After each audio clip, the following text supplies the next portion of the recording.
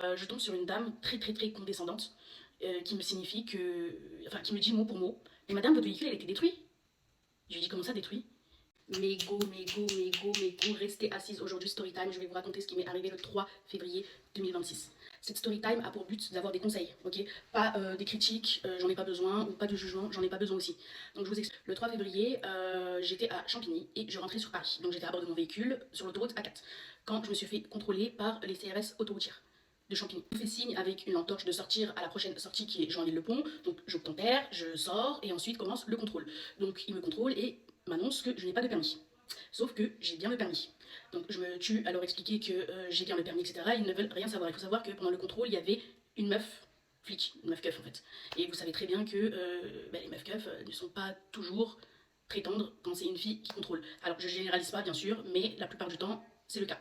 Suite à ce contrôle, le policier, donc le collègue qui était avec cette dame, me signifie que je dois aller au poste, chez les CRS autoroutiers de Champigny, pour procéder à des vérifications, etc. Donc je les suis, ils prennent ma voiture, je ne sais pas où est-ce qu'ils emmènent ma voiture. Et ensuite, une fois arrivé au poste de police, là on me signifie que je suis placée en garde à vue. Donc je leur demande évidemment quel est le motif de la garde à vue, et là on me dit madame, vous avez conduit un véhicule motorisé sans permis. Je leur explique encore une fois par A plus B que j'ai bien le permis, etc. Sauf que je n'ai pas juste la carte du permis.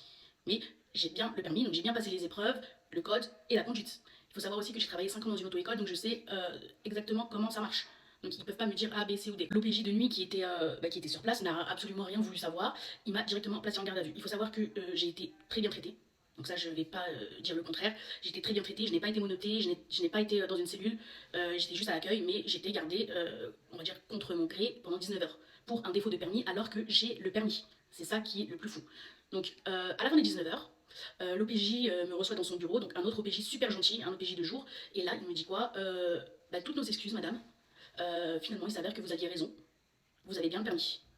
Donc je lui dis, donc là je viens de faire 19 heures de garde à vue, strictement pour rien. Il me dit écoutez, je suis vraiment désolée, c'est l'administration française, c'est comme ça.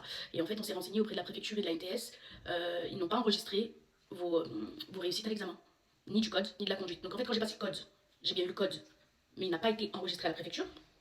Et quand j'ai passé la conduite, donc j'ai bien eu la conduite, il n'a pas été aussi enregistré à la préfecture. Donc là, c'est un manquement grave de la part de l'administration française. Je sais que l'administration française a des lacunes, mais là, c'est... Franchement, là, c'est terrible. Suite à cette garde à vue, je demande à récupérer ma voiture, bien sûr, et là, on me signifie que ma voiture a été placée en fourrière. Mais il faut savoir qu'ils ne savent pas dans quelle fourrière ma voiture était. Donc, je sors de garde à vue, etc., je rentre chez moi et tout, et il faut savoir qu'en ce moment, je ne travaille pas, donc je n'ai pas beaucoup de revenus.